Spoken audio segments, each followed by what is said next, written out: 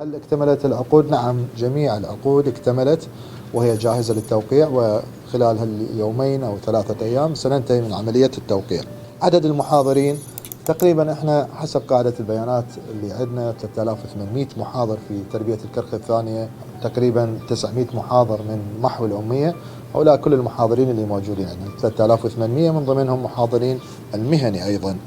الحقيقة بعد أن نضع توقيعنا أن هناك إجراءات أخرى في القانونية، أنه يجي المحاضر بعد أن يردنا كتاب من وزارة التربية بتحديد قيمة الرسم، لأن الرسم مثلا في مديريتنا حسبوه مثلا مبلغ، في مديرية أخرى مبلغ آخر، فإحنا طلبنا من الوزارة أن يحدد هذا الرسم ويوحد لكافة المديريات في العراق كله، وأعتقد هو ما راح يتجاوز 10-11 ألف دينار، فيدفعها المحاضر في القانونية ويبصم ويأخذ النسخة القانونية من العقد مالته.